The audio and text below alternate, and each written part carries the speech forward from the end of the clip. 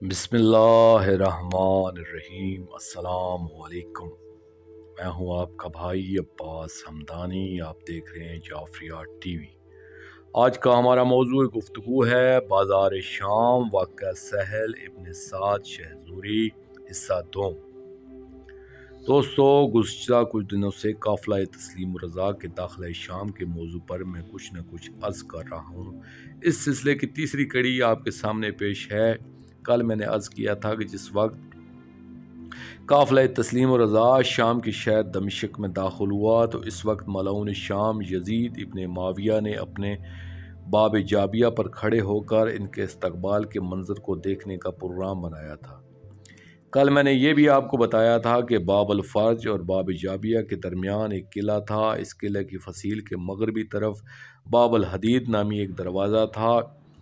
ये सारा लोहे का बना हुआ था। इस किला की जनूब मशरकी दीवार के साथ बाब अल जनाज है, जो बाब अल नसर या बाब अल सआदत भी कहलाता है। कल ही मैंने बताया था कि 61 हिजरी में फसील शहर में बाब अल जनाज नाम का दरवाज़ा नहीं था। इसे बाद में सुल्तान अब्दुल हमीद ने बनवाया था। बाब अल जनाज से मशरकी तरफ जो बड़ी सड़क है, जिसे मदहत पाशा रोड कहते हैं, इसके जनूबी सिरे पर बाब जाबिया था। जब बाब जाबिया से शहर में दाखिल हों तो बिल्कुल सामने वाली सड़क मदहत पाशा रोड है। ये जनूब मगरब से शुमाल मशरक की तरफ शहर में से सीधी गुजरती हुई बाब शिरकी तक जाती है। सौक अल हमीदिया 6ठी सदी हिजरी के दौरान शाम में जो बाजार बनाए गए थे, इनकी तादाद 40 के करीब थी। इससे पहले इस शहर में बहुत कम बाजार थे। वैसे हर दौर में इस शहर के मशहूर बाजार ये थे: सौक अल हरीर, सौक अल ज़बीन, सौक अल दश्त, सौक अल वराकीन, सौक अल बजरोबीन, सौक अल सलाह, सौक अल हकमक, सौक अल सरोजिया, सौक अल सारोजा, सौक अल मनाखिला, सौक अल कबाह कबिया, सौक अल हमीदिया। सौक अल हमीदिया को सुल्तान अब्दुल हमीद के नाम पर मशहूर किया गया था। ये बाज़ार पहले वाला बाज़ार नहीं है, और ये बात दुरुस्त है कि कई अदवार में ये तामीर और मुनहदम होता रहा। आज का बाज़ार हालत और मकाम के लिहाज से माजी से बहुत मुख्तलिफ है। मोहम्मद पाशा बिन मुस्तफ़ा अल मुअज़्ज़म के उस्मानी दौर 1185 हिजरी में ये असर नौ तामीर हुआ था। इसने ये शहर अपने घर के करीब बनवाया था, जो आज भी मदरसा अहमदिया के नाम से मौजूद है और इस बाज़ार के वस्त में है। इसके मगरबी सिरे पर सौक अल रूम और मशरकी किनारे पर सौक अल असरूनिया थे, जिनके दरमियानी हिस्से में 120 दुकानें थीं। 303 हिजरी में इसका मशरकी हिस्सा सौक अल मस्किया तक तामीर हुआ था। 1338 हिजरी में ये बाज़ार जल गया था। फिर 1409 हिजरी तक मुसलसल ये तामीर होता रहा। मौजूदा सूरत हाल ये है कि अगर बाब अल जनाज से शहर में दाखिल हों तो सीधे सौक अल हमीदिया में आते हैं। ये बिल्कुल सीधा मस्जिद उम्वी तक जाता है, लेकिन वाक़या करबला के वक्त बाब अल जाबिया से दाखिल होकर एक रास्ता फसील शहर के साथ साथ शुमाल मगरबी तरफ आता था, जो कदीम किला की जनूब मशरकी तरफ से साबका सौक अल हमीदिया में दाखिल होता था। यहाँ से जामिया मस्जिद तक कई मोड़ थे और बाब अल जाबिया से जामिया मस्जिद का फासला तकरीबन 850 मीटर था। इसके जनूब मशरकी तरफ बाब जाबिया तक बनी किंदा आबाद थे। बार बार तफसीली जिक्र करने का मकसद ये है कि काफिला पाक इसी रास्ते से शहर में दाखिल हुआ था। इसके नाम की कई वजूहात बयान हुई हैं। एक तो दरसे हमीदिया, मौजूदा दरसे अहमदिया की वजह से यह हमीदिया कहलाया। कुछ लोगों का ख्याल है कि सुल्तान हमीदुद्दीन की वजह से यह हमीदिया मशहूर हुआ, और बाद लोगों के ख्याल के मुताबिक कदीम किला से मुल्हक शार हमीदिया है, जो किला के जनूब मशरक से शुरू होकर जामा उम्वी के मगरबी दरवाजे तक जाती है। इसकी वजह से ये सौक अल हमीदिया कहलाया। इस शहर में मिदत पाशा नाम की एक मरकजी सड़क है, जिसे अब लोग शार तवील भी कहते हैं। ये रूमी दौर की सड़क है। ये तकरीबन शर्कन गरबन है। इसमें जो असवाक हैं, इनमें से एक सौक दरवेशिया है, दूसरा सौक बजूरिया है। اس کے جنوبی طرف سوق الحمیدیہ کے موازات ہیں۔ بازار درویشیہ میں داخلے کے 2 راستے ہیں۔ مغرب طرف سوق الحمیدیہ ہے، یہ قدیم درویشیہ بازار اور درویش پاشا کے نام سے مشہور تھا۔ اس کو بعد میں مدحت پاشا روڈ بنایا گیا جو تاحال موجود ہے۔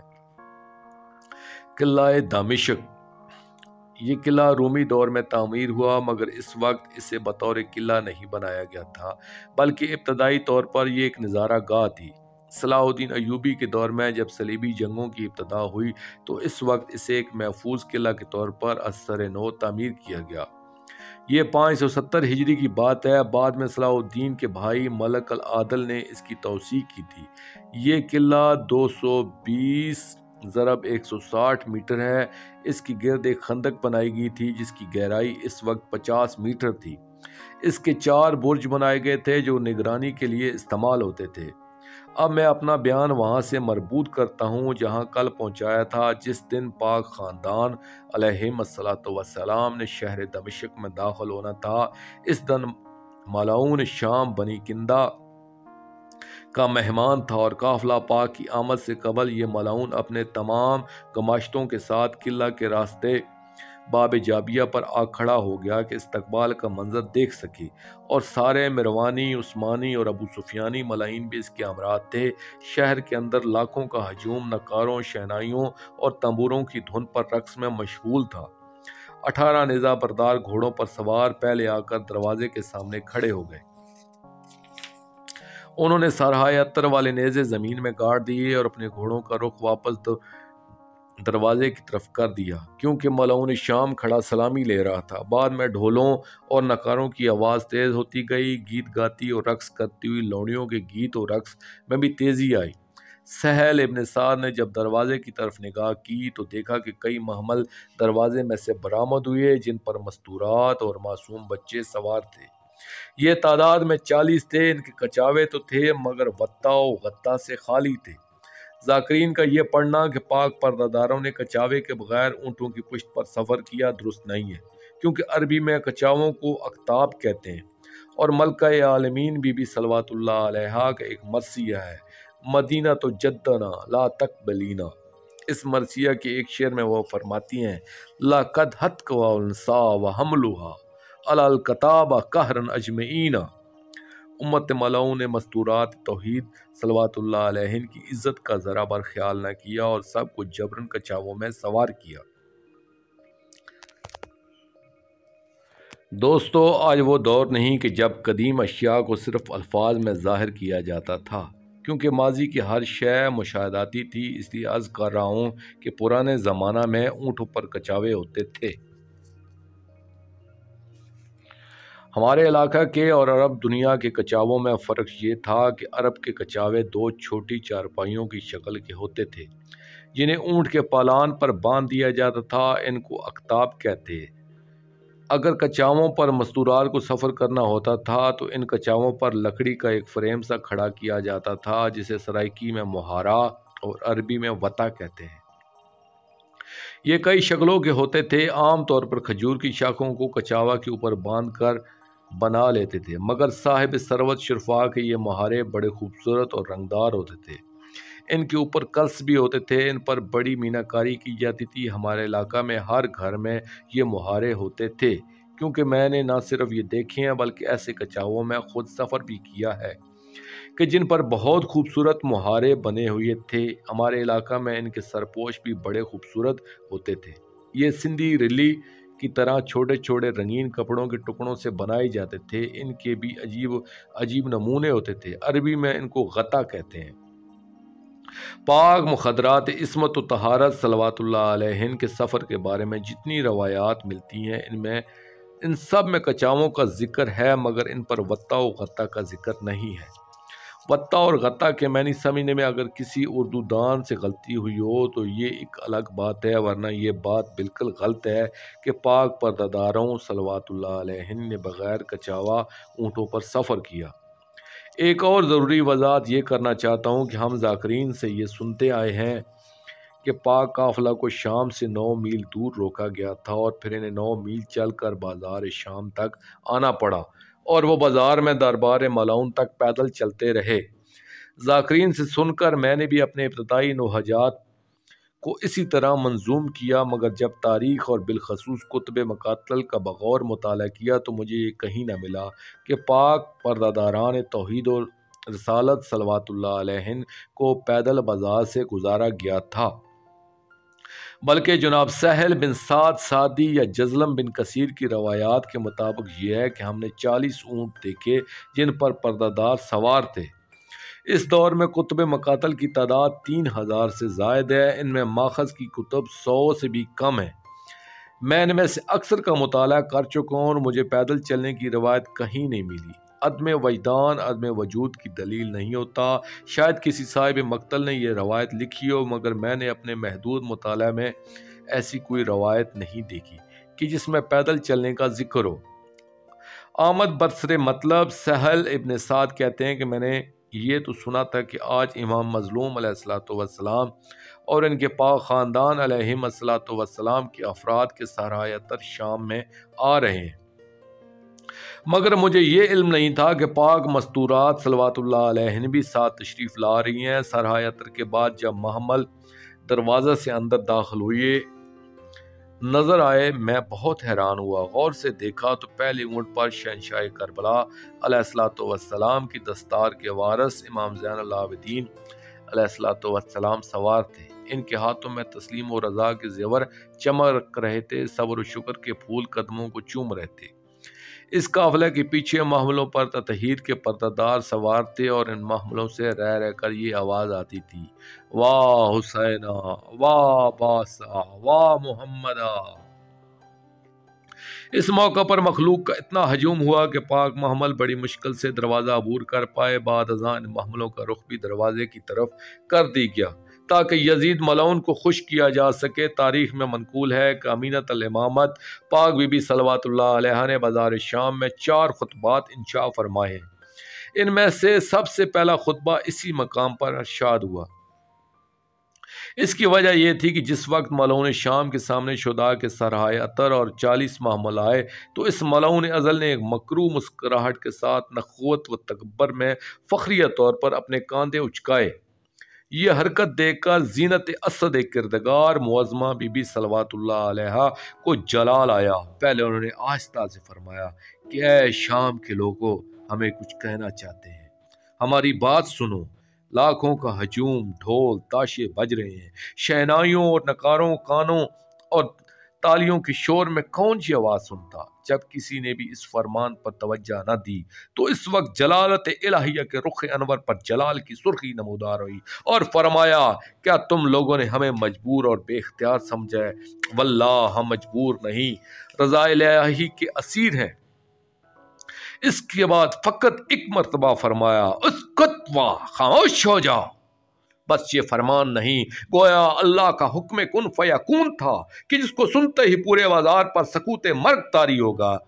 شہنائیوں کے سر ٹوٹے، نکاروں نے لے توڑ دی اور ہر شے پر سکتہ طاری ہو گیا۔ لوگوں کی دلوں کی دھڑکنیں جامد ہوئیں، سانسوں کی آمد و شد بے ربط ہوئی، حتیٰ سکنت الجراث فی عناق الابل، حتیٰ کہ اونٹوں کے گلے میں بندھی ہوئی گھنٹیاں ساکت ہو گئیں۔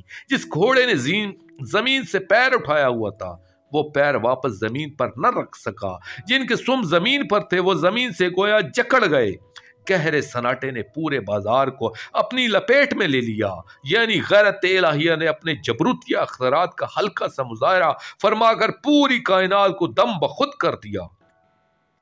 وفی مرحوم فرماتے ہیں کہ یہ کوئی عام حکم نہ تھا کہ صرف بازار پر لاگو ہوتا، گویا حکم امام جب حامل عمومیت ہو تو اس کا نفاذ تحت الثری سے عرش اعلیٰ تک ہوتا ہے، بلکہ ازل و ابد بھی اس کے دامن میں سمٹ کر پابند ہو جاتے ہیں۔ اس لیے جو ملکوت و کرو بیاں اندرون عرش مصروف تسبیح تھے، ان کی زبانیں گنگ ہو گئیں، اور جو معقلان کائنات لکھنے کے عمل میں مصروف تھے، ان کی کلمیں اپنی جگہ منجمد ہو گئیں۔ ملکوت ارض و سما کی عبادت معطل ہوئی، کیونکہ امینت الامامت صلوات اللہ علیہ نے فرمایا تھا کہ اس کتبہ ساکت ہو جاؤ۔ جس وقت پوری کائنات کی نبضیں رکی تو اس وقت ملکہ عالمین صلوات اللہ علیہ نے فرمایا، بسم اللہ الرحمن الرحیم، الحمدللہ رب العالمین، ताई के फरमाया कि ऐ मलाऊन अज़ल, ताज्जुब है, बल्कि कुल्ली ताज्जुब है कि तेरे इस मनहूस इक़दाम पर कि तूने ये कैसा गलत काम किया है कि अल्लाह की पाकीज़ा बेमिसाल और नजीब जमात को तूने इस शैतानी जमात से शहीद करवा दिया है कि जो ज़ात करता गुलामों की बदबख्त नस्ल है। लफ्ज़ तलका के मानी आज़ाद करता के हैं, लेकिन ये मुराद भी ली जा सकती है कि जिनको मोहलत दी गई, यानी इस दुनिया में चंद दिन की आज़ादी दी गई। तूने इस शैतानी जमात से इतना बड़ा काम करवाया, शैतान की तरह इन लोगों को भी कुछ दिन की आज़ादी है। आपने बड़े जाहो जलाल से फरमाया कि ओ मलाउन, तू फरेब के जितने जाल बिछा सकता है बिछा ले, अपनी तमाम कोशिशें बरोए कार ले आ, तू अपने जबू तो अनकार के तूफान को जितना जोश दे सकता है दे। रब्बे जुल जलाल वाले कुरान की कसम, हमारा जिक्र सरमदी कभी नहीं मिट सकेगा और हमेशा हमेशा रहेगा। खालिद के कायनात की कसम, सुबह अज़ल से शाम अबद तक हमारे घर में से सिलसिला वही अलहाम इलाहिया कभी मुनक़ता ना होगा, यानी हमारे अफराद खाना हमेशा मा यंतक अनल होवा के मसादक मिस्दाक ही रहेंगे। ओ मलाउन अज़ल, तेरा गुमान कितना नाकस है, वफासद है। तुझे मालूम नहीं कि तेरे दिन गिने जा चुके हैं, मगर हमारी हुकूमत अब्दी और दायमी है। अजीब बात है कि मलका आलमीन सल्लल्लाहु अलैहा ने अपने पहले खुतबा में दुआए ताजील फर्ज भी फरमाई है। इस मौका पर अपने आखिरी लख्ते जिगर अजरल्लाह फर्ज शरीफ को याद करके फरमाया, ऐ रब्बे जुल जलाल व इकराम, हमारे पाक मुंतकिम अजरल्लाह फर्ज शरीफ को जल्द भेज, जो जालिमीन से हमारा इंतकाम ले और तेरे गजब को मौका इजहार मिले, क्योंकि इन लोगों ने तेरे गजब को दावत दी है और हमारे हामियों को शहीद किया है। उन्होंने हमारे मेहमानों को कत्ल किया है, अब इनसे जल्द हमारा इंतकाम लिया जाए। ये भी अजीब बात है कि पाक मुअज़्ज़मा बीबी सल्लल्लाहु अलैहा ने इस मकाम पर अपने पाक ख़ानदान अलैहिस्सलातु वस्सलाम के इंतकाम के साथ साथ अपनी हमायत करने वालों के इंतकाम को भी तलब फरमाया है। रावी कहते हैं कि जिस वक्त मलका आलमीन सल्लल्लाहु अलैहा खुतबा इरशाद फरमा रही थी, तो यूं लगता था जैसे मिंबर कूफा से मिंबर सलूनी का वारस खुतबा दे रहा हो। असद किरदगार के लहजे की खनगज से पूरा बाजार हिल रहा था। एक एक फिक्रे से सलूनी सलूनी का अंदाज छलक रहा था। खुतबा के हर लफ्ज से खैबर शिकन की गूंजदार आवाज की कड़क दिलों पर ज़रबे लगा रही थी, मगर कैफियत ये थी कि कोई नगाह पाक पर्दे को मस भी नहीं कर रही थी। गोया बाजार शाम को अर्श इलाही बनाकर पर्दा तौहीद में से आप बाबा के पाक लहजे में कलाम फरमा रही थी। ये भी अर्ज कर दूं कि पाक मुअज़्ज़मा बीबी सल्लल्लाहु अलैहा का लहजा हकीकत में ऐसा ना था, बल्कि बाजार में ऐसा लहजा इसलिए इख्तियार फरमाया कि कोई निगाह ना महमलों को मस कर सके और ना कोई कान इनकी हकीकी पाक आवाज़ सुन सके। यानी आपकी पाक आवाज़ को भी गैरों की समाज से पड़ता था, क्योंकि आपकी ज़ात अक़दस हमेशा हमेशा इंसानी हवा से खमसा व अशरा से बापर्दा रही है। यही वजह है कि रावियान रवायत का बयान है कि गोया वो अपने पाक बाबा अलैहिस्सलातु वस्सलाम के पाक लहजे में मसरूफ़ खुतबा थी। एक और ज़रूरी वज़ाहत कि कई कदीम ज़ाकिरीन से मुतासर होकर आजकल के उलमा व ज़ाकिरीन ये बयान करते हैं कि बाज़ार शाम में पाक काफ़िला पर पत्थरों की बारिश की गई थी, जिसकी वजह से इनके लिबास खून आलूदा हो गए। यही नहीं बल्कि बाज़ार शाम की दीवारें और सड़कें पाक पर्दादारों सल्लल्लाहु अलैहिम के खून से रंगीन होंगी। दोस्तों, मैं पूरी ज़मानत और दयानतदारी के साथ अर्ज़ करता हूँ कि मैंने माखज़ की किसी एक किताब में भी कोई ज़ईफ़ से ज़ईफ़ रवायत भी ऐसी नहीं देखी कि जिसमें संगबारी का जिक्र हो। मैंने अपने दौर की एक फाज़िल व आलम की किताब मक्तल में ये अल्फाज देखे कि ज़ालिमीन ने पत्थरों की बारिश कर दी। जब मेरी इनसे मुलाकात हुई तो मैंने अपनी इस्लाह की खातिर इनसे पूछा कि आप मुझे इस किताब का नाम बताएं कि जहाँ से ये रवायत आपने ली है, क्योंकि पत्थरों की बारिश के मुतलक मैंने कहीं पढ़ा नहीं है। वो कहने लगे, पढ़ा तो मैंने भी नहीं है, मगर ज़ाकिरीन के बयान सुन सुनकर मैंने भी लिख दिया है। एक और दोस्त ने बहार अल अनवार का हवाला दिया तो मैंने कहा, मेरे पास बहार के 3 नुस्खे मौजूद हैं जो बैरूत, तेहरान और तबरेज़ के मतबू हैं। इन 3 नुस्खों में मुझे तो ये रवायत नहीं मिली है। आपने कौन सा नुस्खा पढ़ा है? कहने लगे, मैंने एक उर्दू मुतरजम की किताब बहार में देखा है। यानी उर्दू तर्जमा करने वालों ने भी कई किताबों में अपनी तरफ से पत्थरों की बारिश या संगबारी की रवायत दर्ज कर दी है, लेकिन मैंने किसी किताब में नहीं देखी। हाँ, ये ज़रूर है कि पहले मैंने भी ज़ाकिरीन से मुतासर होकर ऐसे नोहे लिखे थे कि जिनमें पत्थरों की बारिश का जिक्र है, मगर जब हकीकत हाल मालूम हुई तो फिर ऐसा कोई नोहा नहीं लिखा। जैसा कि मैं पहले अर्ज कर चुका हूँ कि अदम वजदान अदम वजूद की दलील नहीं होता। शायद किसी साहिब मक्तल ने लिखा भी हो, मगर मेरी नज़र से नहीं गुजरा। मेरी तहकीक के मुताबिक बाजार में संगबारी नहीं हुई है। बाजार शाम के हवाला से सिर्फ एक पत्थर की रवायत मौजूद है, मगर वो भी पाक पर्दादारों को नहीं बल्कि इमाम मज़लूम अलैहिस्सलाम के सर अतर के बारे में है, और रावियान का इख्तलाफ है कि वो पत्थर सर अक़दस तक पहुंचा भी था या नहीं। इसके दो रावी हैं, सहल इब्न साद और जज़लम इब्न कसीर। इस रवायत का खुलासा ये है कि जिस वक्त काफिला पाक के महल्ला बनी उमैया में दाखिल हुई, वहाँ सड़क के दोनों तरफ बुलंद बाला इमारतें थीं। इन इमारतों के छज्जे बाजार की तरफ थे। आज कल भी पुरानी इमारतों के बाजार की तरफ बड़े हुए छज्जे आपने देखे होंगे। इन छज्जों या बालकोनियों में लोग कुर्सियां रखकर बाजार का नज़ारा करते हैं। ये छज्जे लकड़ी के बने होते हैं। इस तरह इन मकानात के भी छज्जे थे। अरबी ज़बान में इनको रोशन कहा जाता है, यानी ये नज़ारा गाहें होती हैं। रावी कहता है कि हम काफिला पाक के हमरा थे। जब ये कारवान गुरबा इस महल्ले में दाखिल हुआ तो हमारी नज़र एक नज़ारा गाह पर पड़ी। हमने देखा कि वहाँ 5 औरतें बैठी थीं, जिनमें से एक बुढ़िया थी। इस मलौना की पीठ पर ज़ईफ़ी की वजह से बहुत ज़्यादा खम था, यानी वो कुबड़ी थी और इसकी नज़र भी कमज़ोर हो चुकी थी। वो अपने साथ बैठी औरतों से कह रही थी कि जब इमाम मज़लूम अलैहिस्सलाम का सर अतर मेरे सामने आए तो मुझे बताना, क्योंकि मैंने इनसे अपने शौहर हंज़ला बिन उतबा मुआविया का मामू का इंतकाम लेना है। ये मलऊन जंग बदर में अमीरुल मोमिनीन अलैहिस्सलाम की तलवार से वासिल जन्म हुआ था। इस मलऊना के हाथ में एक पत्थर भी था।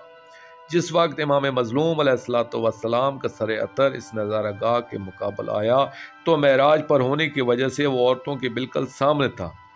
इस वक्त औरतों ने इस मलौना को बताया कि यही इमाम मज़लूम अलैहिस्सलाम का सर अतर है। इस मलौना ने यह तोहफ़ा इमाम को पेश किया। अब यहाँ 2 रवायात हैं। एक ये है कि यह तोहफ़ा इमाम मज़लूम अलैहिस्सलाम ने कबूल फरमाया। दूसरी रवायत के मुताबिक अभी वो तोहफ़ा पेश करने का इरादा कर ही रही थी कि पाक सईदा शरीकतुल हुसैन सलवातुल्लाह अलैहा मुअज़्ज़मा बीबी सलवातुल्लाह अलैहा की निगाह पड़ी। आपने फरमाया कि हमें मजबूर समझ कर ना पारो, हम कायनात पर मुकम्मल तसर्रुफ़ की कुदरत रखते हैं। ये फरमाकर हुक्म दिया, या नारा खज़ी हाज़ा, ए आतिश जहन्नम पकड़ इस मलऊना को। ये हुक्म देना था कि कसर पर क़यामत टूट पड़ी। इस इमारत की बुनियादों से आग का एक शोला उठा और 1 सेकंड में बिजली की तरह इस शोले ने पूरे कसर को अपनी लपेट में ले लिया। हमें बुनियादों से चोटी तक बस एक शोला नजर आया और देखते ही देखते वो सारी इमारत जलकर भस्म हो गई। सहल इब्न साद कहते हैं, मैं ये देखकर फौरन इसी पुर हजूम सड़क पर सजदा शुक्र बजा लाया। अब यहाँ कई रवायात हैं, जिनमें से एक ये भी है कि जनाब सहल कहते हैं कि हमने दुआ की और कसरे ज़मीन बोस हो गया और इस मलौना बुढ़िया समेत तमाम औरतें फिन्नार हो गईं। किताबों में सिवाय इस एक पत्थर के किसी और का जिक्र मेरी नज़र से नहीं गुजरा। इन वजाहतों के बाद मैं वापस अपने मौजू की तरफ आता हूँ। बाब जाबिया से महमल रवाना हुए। जनाब सहल कहते हैं, मैंने पाक महमलों तक पहुँचने की कोशिश की और हजूम को हटाता हुआ काफ़ी देर के बाद महमलों तक पहुँच गया। पहले ऊँट पर मौला सज्जाद अलैहिस्सलाम सवार थे। मैं इनके करीब गया और मैंने सलाम किया तो आपने फरमाया कि ए सहल, अल्लाह कल तुझे हमारे साथ मैशूर करे। फिर बड़े मायूस लहजे में फरमाया कि सहल, देख रहे हो नाना सल्लल्लाहु अलैहि वसल्लम की उम्मत हमारे साथ क्या सलूक कर रही है। मैंने इन्हें पुरसा दिया और ताज़ियत की। फिर सोचा कि पाक पर्दादारों सल्लल्लाहु अलैहि से भी इनके भाइयों के लिए ताज़ियत करूं। ये सोचकर मैं इनके महमलों की तरफ रवाना हुआ। इस कारवान तस्लीम और रज़ा के आगे आगे पाक ख़ानदान अलैहिस्सलाम की कनीज़ों के महमल थे। एक कमज़ोर से नाका पर एक पाक कनीज़ सवार थी। महमल पर पर्दा न था, मगर इनके रुख पाक पर रेशम का बुर्का था।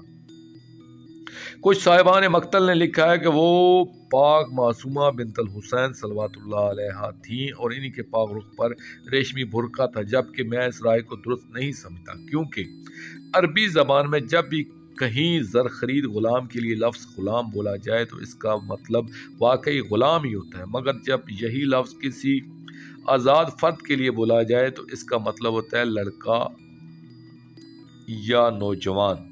بائنا اسی طرح لفظ جاریہ اگر کسی کنیز کے لیے بولا جائے تو اس سے مراد واقعی کنیز ہی ہوتا ہے، مگر یہی لفظ جب کسی آزاد کے لیے بولا جائے تو اس کا مطلب ہوتا ہے لڑکی یا نوجوان۔ اور میں یہ سمجھتا ہوں کہ جناب سہل جیسا بزرگ شخص اس پاک گھر کی کسی مستور کے لیے یہ لفظ استعمال کرنے کی گستاخی کا مرتکب نہیں ہو سکتا، کیونکہ یہ خلاف ادب ہے، جبکہ اس پاک گھر کی شان و عظمت سے اچھی طرح واقف تھے، اس لیے لازماً وہ کسی پاک کنیز ہی کا محمل ہوگا جس کے بارے میں انہوں نے عرب کے دستور کے مطابق لفظ جاریہ استعمال کیا ہے۔ بازار کے واقعات بیان کرنے والوں میں دوست اور دشمن دونوں شامل ہیں۔ دشمنوں نے جو منہ میں آیا لکھ دیا، مگر دوستوں نے اس گھر کی کنیزوں کے برقع کا ذکر کیا ہے۔ اب سوال یہ پیدا ہوتا ہے کہ جب اس پاک گھر کی کنیزیں بھی با پردہ تھیں تو کیا مخدرات عصمت و طہارت صلوات اللہ علیہن بغیر برقع و پردہ کی ہوں گی؟ میں اپنی اگلی مجلس میں اس بارے میں کچھ عرض کروں گا۔ جناب سہل کہتے ہیں میں مشکل مجمع عبور کر کے محملوں کے قریب گیا اور ملکہ عالمین صلوات اللہ علیہ کی ناکہ کے سینے پر ماتھا رکھا اور سر جھکا کر آہستہ اور نہایت ادب سے سلام عرض کیا۔ مختومہ شہزادی صلوات اللہ علیہ نے فرمایا کہ ہمارا بھی تم پر سلام و اللہ تم پر رحم کرے، تم کون ہو؟ کیونکہ جس دن ہمارے پاک بھائی مولا امام حسین علیہ السلام شہید ہوئے ہیں، ہمیں کسی نے بھی سلام نہیں کیا اور نہ ہی ہمیں لائق سلام سمجھا، البتہ ہر قسم کا ظلم کیا۔ ہم پاک رسول خدا صلی اللہ علیہ وآلہ وسلم کے اہل بیت ہیں، مگر ہمیں امت بازار میں لے آئی۔ جب میں نے یہ بات سنی تو میں نے عرض کیا آپ کے پاک نانا کا صحابی اور آپ کا غلام سہل ابن سعد ہوں۔ یہ فطرتی امر ہے کہ جب کسی دکھی اور دل شکستہ کو عالم غربت میں کوئی ہمدرد نظر آئے تو اس کے صبر کے سب بند ٹوٹ جاتے ہیں اور وہ ضبط و برداشت سے گزر کر جاتا ہے۔ جب میں نے یہ کہا کہ آپ کے پاک نانا صلی اللہ علیہ وآلہ وسلم کا صحابی ہوں تو یہ سن کر آپ نے ایک سرد آہ بھری۔ فرمایا سہل کیا دیکھ رہے ہو کہ نانا کی امت ہمارے ساتھ جو کچھ کر رہی ہے، یہ ہمارے نانا کی امت ہے اور انہی کی کلمہ گو کہلاتے ہیں کہ جنہوں نے ہم پر بے انتہا ظلم کیے اور اولاد رسول صلی اللہ علیہ وآلہ وسلم کے سہرائے عطر کتنی بے دردی سے اٹھائے پھر رہے ہیں۔ آج پاک رسول اللہ صلی اللہ علیہ وآلہ وسلم کی بیٹیوں صلوات اللہ علیہن کو بازار دکھائے ہیں، ہمارے محمل بازاروں میں لے آ کر خود جشن منا رہے ہیں۔ پرساداری اور تعزیت کے بعد میں نے روک کر عرض کیا ہے پاک معظمہ صلوات اللہ علیہ غلام کے لائق خدمت و حکم فرمائیں۔ معظمہ بی بی صلوات اللہ علیہ نے فرمایا کہ سہل ان ظالمین سے کہو ہمارے شہداء کے سر پاک محملوں سے کچھ دور لے جائیں، کیونکہ ان سروں کو دیکھ کر مستورات کا دکھ پھر تازہ ہو جاتا ہے، خاص طور پر جس ظالم کے پاس میرے یتیم لال امیر قاسم علیہ السلام کا سر ہے، ایسے کہو وہ محملوں سے آگے چلا جائے۔ میں چاہتی ہوں کہ دلہن کو دلہا کا سر نظر نہ آئے، بار بار میرے بھائی کی بیوہ بیٹی کا دکھ تازہ ہو رہا ہے۔ دوسرا، جس ظالم کے ہاتھ میں میرے بھائی کا سر ہے اسے بھی کہو کہ وہ دور چلا جائے، کیونکہ میرے ہمراہ بیوہ بھابیاں ہیں، ان کے آلام نہ بڑھائیں۔ جناب سہل کہتے ہیں میں اس ملعون کے قریب گیا کہ جس نے امام مظلوم علیہ السلام کا سر اتھر اٹھایا ہوا تھا۔ میں نے اس سے کہا کہ میری خواہش ہے اگر پوری کر دے تو میں تجھ کو 400 دینار انعام دوں گا۔ اس نے خواہش پوچھی تو میں نے اس امام مظلوم علیہ السلام کا سر اتھر محمد سے دور لے جانے کو کہا۔ وہ ملعون پیسوں کے لالچ میں آ گیا اور میری بات مان لی۔ تب پاک مستورات صلوات اللہ علیہ نے مجھے دعائیں دی۔ اس کے بعد مجھ سے دریافت فرمایا کہ سہل کیا تم نے مدینہ جانا ہے؟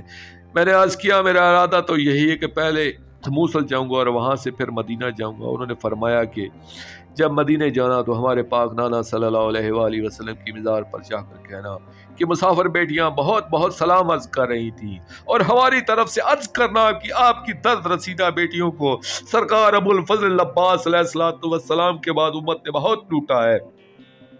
تطہیر کے ماحول میں رہنے والوں کو بہت سے بازار اور دربار دکھائے ہیں۔ اب ہم شام میں آ کر اتنے زیادہ پریشان ہوئے ہیں کہ سابقہ تمام دکھ ہمیں بھول گئے۔ کاش آپ ان گستاخ اور ظالم لوگوں کو میں ہمیں آتے ہوئے دیکھتے۔ ہماری طرف سے یہ عزم بھی کرنا کہ آپ کی پاک بیٹیاں صلوات اللہ علیہ کہہ رہی تھی کہ ہمیں دعا کرنا۔ ہمیں مسلسل دکھ دیے جا رہے ہیں، دکھوں کے بادل چھائے ہوئے ہیں۔ ہمیں یہی دکھ بے چین کر رہا ہے کہ ہمارے ساتھ آپ کی بہو بیٹیاں ہیں، اور بازار اور لوگوں کے ہجوم میں ہمارے غیور بیٹا مولا سجاد علیہ الصلوۃ والسلام بہت زیادہ گھبرا گیا ہے۔ سارے عزادار مل کر ان آنسوؤں بھری آنکھوں کے ساتھ دعا کریں کہ ہمارے آقا و مولا منتقم آل محمد اجل اللہ فرج شریف جلد تشریف لائیں، تاکہ آل ابا علیہم الصلوۃ والسلام کی تمام دکھ ختم ہو۔ جناب اون محمد علیہ الصلوۃ والسلام کی پاک ماں صلوات اللہ علیہ کا گھر دنیا میں پھر آباد ہو۔ سرکار وفا علیہ الصلوۃ والسلام ان تمام بہن بھائیوں کو اپنے گھروں میں آباد و شاد دیکھیں، تمام دکھوں اور دردوں کا بدلہ لیا جائے، تاکہ سلطان وفا علیہ الصلوۃ والسلام کے پاک دل کو چین نصیب ہو۔ آمین یا رب العالمین۔ دوستو، آخر میں شکریہ ادا کروں گا اپنے مرشد کریم سید محمد جعفر الزمان نقوی البخاری سرکار دامز اللہ تعالیٰ کا۔ یہ مضمون میں نے ان کی کتاب مجالس المنتظرین جلد 5 سے پیش کیا ہے۔ آخر میں اپنے پاک شہنشاہ کی بارگاہ میں دعا کریں گے، اللہ جل یا سفینۃ النجات، یا ولی المظلومین، یا امان الخائفین، یا بلد الامین، اجل اللہ تعالی فرجک وصلوات اللہ علیکہ یا ربا محمد وآل محمد صلی اللہ محمد وآل محمد واجل فرج آل محمد صلی اللہ علیہ وآلہ وسلم۔ بسم اللہ۔